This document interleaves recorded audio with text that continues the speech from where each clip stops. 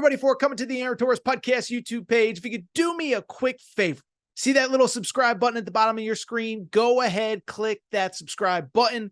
Really does help our channel grow, our audience grow, and I really do appreciate it more than you know. So click that subscribe button. Appreciate your support. Now, here's the video that you came here for. If you listened to our Tuesday bonus episode, we reacted to the opening day of the college football transfer portal. The big names that entered. What were the early rumors? Well, here's the crazy part about how fast this transfer portal is moving. It went from guys entering on Monday, where virtually every major quarterback that is in the portal, we already have some sort of speculation on where they could end up. Many of them have visits already lined up. So let's dive into all of the updates just from yesterday's show. Let's go ahead and dive in. All right, I want to start. By the way, we're going to hit on all these guys, right? And on Dillon Gabriel, DJU, Kyle McCord, Dante Moore, Brock Vandagriff, on and on.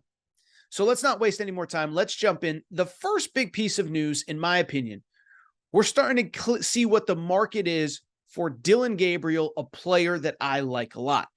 People don't remember, starter for the last 2 years at Oklahoma, led them to a 10-win season, led them to a win over Texas. And how about this? Over a 5-year college career, he does have the bonus COVID year. Over a 5-year college career, Dillon Gabriel with over 100 touchdown passes in his career, including, notably, this season that we just finished up, 30 touchdowns for the Oklahoma Sooners, again, leading them to a 10-win season. But as we discussed on Tuesday's show, Oklahoma has a 5-star red shirt named Jackson Arnold, and Dillon Gabriel kind of understood, look, I ain't going to be a starter next year, so I got to look around. Why do I bring it up?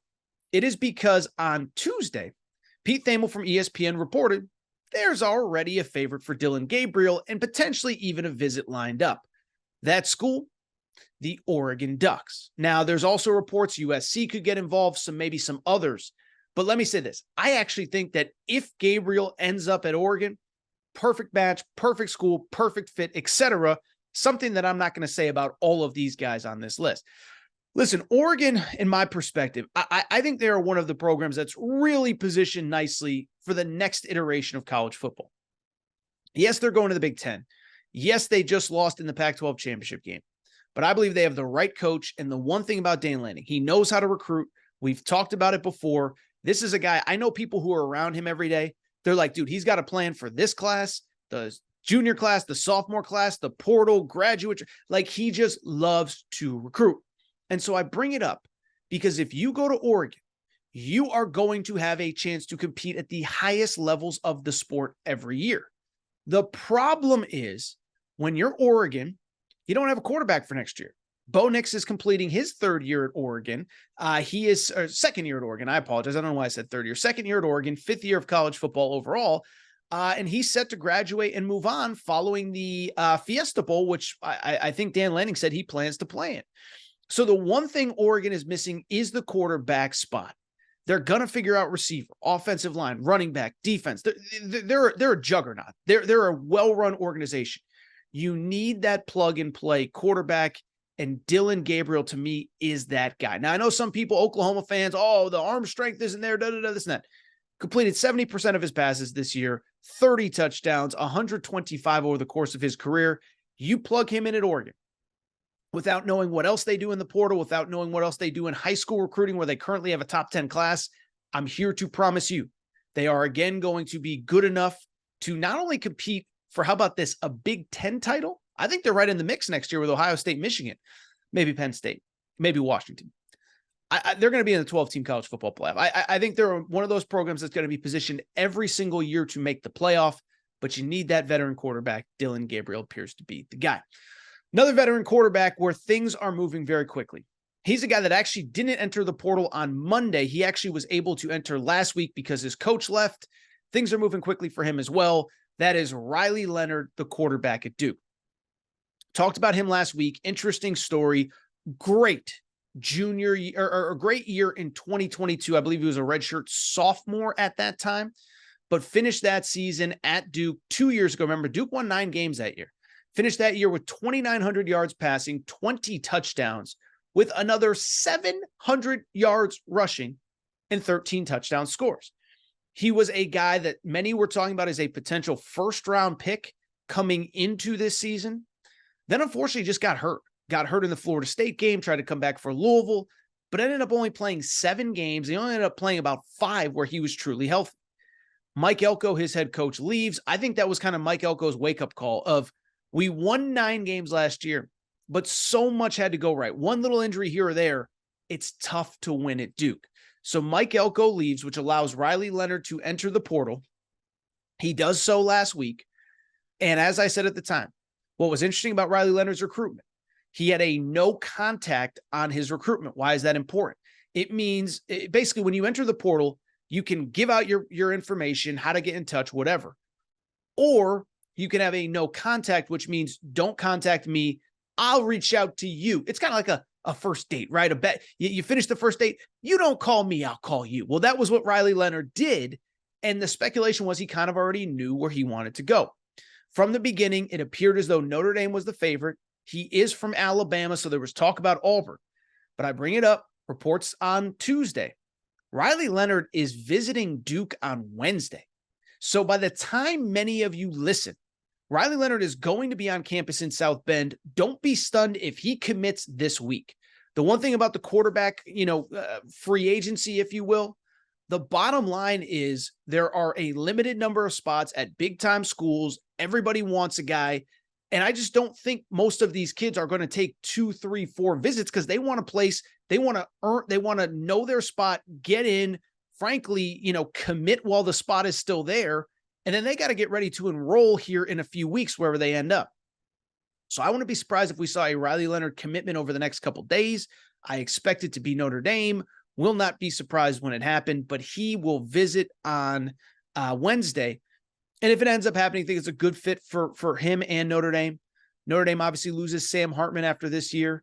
Also, I mentioned it last week, but CJ Carr, the grandson of Lloyd Carr, the former Michigan head coach, is committed in the class of 2024.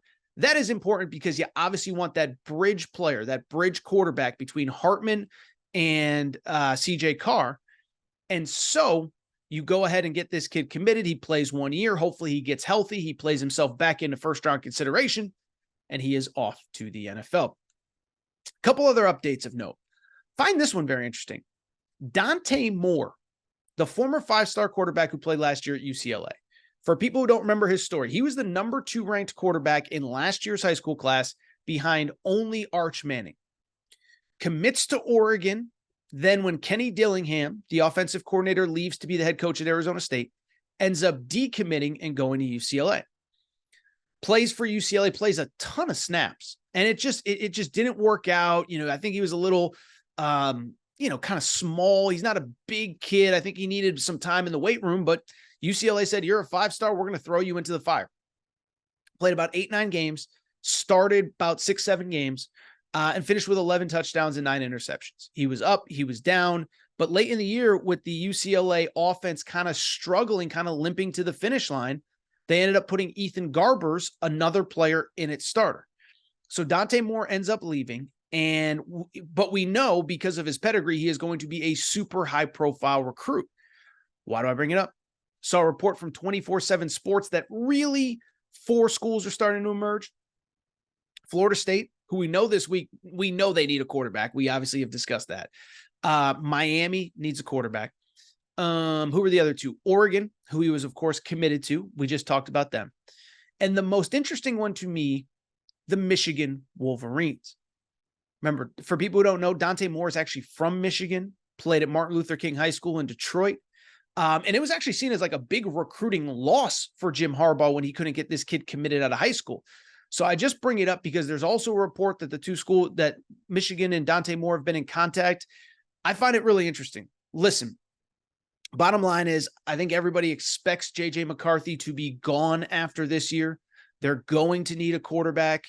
They do have a quarterback committed in 2024 named Jaden Davis. So that's kind of an interesting scenario because you'd think that kid would expect to play as a second-year player in 2025. But I guess that's a bridge that you cross when you get there. We'll see if Michigan ends up being the school, but that'd be a big win for Jim Harbaugh. Again, a kid that they wanted out of high school, they did not get. For him to circle back, that would be a big deal. A couple other notes on Dante Moore. One, he did say, I'm not necessarily looking for a place that I can start, just be developed. Hard to argue with if Jim Harbaugh actually stays, that being a good spot to develop. So you have that. The other thing that I do think is worth noting, I think it's interesting that Ohio State does not appear to be in the mix on this kid. Ohio State, Kyle McCord, we'll talk about him in a minute, but this was a guy that I think everybody thought they would be involved in. It doesn't really feel like they are. If that's the case, do they have somebody else lined up? Maybe Cam Ward from Washington State. By the way, I hope you're following all this, but there's a lot of chess pieces with all of these high-level quarterbacks that are trying to find new homes. A couple other names that are worth monitoring here after one day. Just mentioned Kyle McCord. Talked about him on yesterday's show. Felt bad for him. Listen, when he left, I think one of two reactions happened. One, he was the starting quarterback at Ohio State. These kids are so soft. Why is he leaving? That was one reaction. The other reaction that I saw later was, Ohio State, they're falling apart. Their starting quarterback doesn't even want to be there. And what I told you on Tuesday's show, the bonus episode, I said, this has been in the works for a while because when Michigan beat Ohio State, Kyle McCord seemed to take a disproportional amount of the blame for the loss. I said it on yesterday's show. Remember, biggest drive of the season for Michigan. Ohio State has a $2 million a year defensive coordinator that's supposed to have solved all their problems. Then Michigan runs a 13-play, 7-minute drive, which ends up in a field goal, and Ohio State gets the ball back with like 45, 50 seconds to go, and McCord's trying to make plays. Not saying he's perfect. Not saying he's C.J. Stroud. Not saying he's Justin Fields at Ohio State. Thought he took too much blame. And again, at the end of the day, it felt like this was one of the weird ones. Yes, you're the starter at Ohio State, but maybe the right move for you and the school, for everybody, for the player and for the fan base and for the coaching staff is for you to move on. Bring it up because I mentioned Louisville a few days ago. The one that appears to have emerged, Nebraska is very involved with him. I think he either met or spoke with Marcus Satterfield, the offensive coordinator at Nebraska. Believe On3 was the first one to report that. And we'll see what happens. Listen, I'm not here to speculate. And I guess I am speculating, but I'm not here to really say what is or is not going to happen. This one does to me feel like a little bit of a weird fit. And let me explain why. Nebraska, when Matt Rule got there, he talked a lot about the importance of a dual threat quarterback, of a quarterback that can make plays with his feet. And that was why ultimately Jeff Sims got the job. And then after that, the backup replaced Jeff Sims, but that guy was kind of a dual threat quarterback as well. Why do I bring it up? It is because Kyle McCord can be described as a lot of things. Dual threat quarterback ain't one of them. Okay. So Kyle McCord is a kid that I'm looking at the stats right now. Negative 65 yards rushing this year. Now, admittedly, in college, the way the stats work, we all know, is that obviously part of the stats are when you get sacked, the sack yardage counts against your rushing yardage. But Kyle McCord, I would not describe as dual threat. So I think with Matt Rule, I get it. You need somebody. I don't know if Kyle McCord's the guy, though. I'm going to look into this one a little bit. I don't know if this one makes sense. Two other updates really quick before we get out of here. I want to get to those Evan Stewart comments. One, DJ Uiagalelei saw a report on him that he could be down to 3 schools. Those 3 schools, remember, he was at Clemson, got a lot of blame, then went to Oregon State. And when Oregon State's head coach Jonathan Smith left, he enters the portal. The 3 schools that I have seen him linked to is, one, I did see Florida State. Clearly needs a quarterback. We've discussed them plenty over the last couple of days. 2, Louisville, which needs a quarterback. And I'll say this. I have no skin in the DJU. I have no skin in the game on that one. He should go wherever he wants. Go play for Jeff Brom. Like, Jeff Brom got Jack Plummer to a 10-win season and ACC championship game.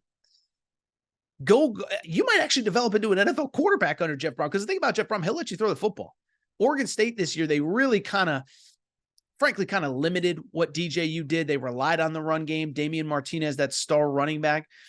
DJU, go there. The third school is Mississippi State. Remember, Mississippi State, Jeff Lebby, the Oklahoma offensive coordinator, just took that head coaching job. No, I'm throwing a lot of names out, but I just bring it up because Mississippi State, I think, is going to get a good quarterback. DJU, I would choose. I think any of those three are good options if you can get them. But if you can play for Jeff Brom, if you can play for Jeff Lebby, I think you could do a lot worse. Last one that I can think of, but this one's important. Brock Vandagriff, the backup quarterback at Georgia. We talked about him on Tuesday's show. Again, a player that could have entered the portal last winter, really, decided to come back for the spring, compete for the starting job with Carson Beck. After the spring, he did almost transfer then, but remember, the SEC has a rule that in the spring, if you're playing for an SEC school, you can't, if you enter the portal, you can't go to another SEC school. That is important for obvious reasons, tampering, whatever. But I bring it up because Brock Vandagriff basically said, you know what? I can enter the portal now, but all of the options that I want might not be there. Why do I bring it up? He entered the portal on Monday. The first school linked to him was the University of Kentucky, who has to replace Devin Leary. And I bring it up because there was an interview. Steve Wiltfong, 24/7 Sports, interviewed Brock Vandagriff's dad, who said, we expect to make a commitment this weekend and we'll probably commit and then visit after. I mean, I'm not here to say anything negative about Mark Stoops and his staff. I mean, it's clear when you enter the portal and everybody knows where you're going and you're going to commit and then visit after. This has probably been in the works for a while. To be clear, I don't care. Everybody tampers. My university, UConn, does it, so I'm not here to criticize anybody. It's clear that all these, by the way, I don't want this to sound like a negative Mark Stoops thing. Everybody tampers everywhere. I just bring it up, say, by the way, I don't know if UConn tampered. I don't know if Kentucky tampered. Okay, so I don't need like people in the comment section like, oh, Torres just said Jim Mora. I don't know what Jim Mora does behind the scene. What I'm here to say, everybody puts out feelers throughout the season trying to get a feel for who is going in the portal, who isn't. But with Brock Vandagriff, the bottom line is, if that kid entered the portal on Monday, already linked to Kentucky, and plans on committing before even visiting, you have a pretty good idea that he probably knows where he wants to go. And again, Kentucky appears to be the leader there.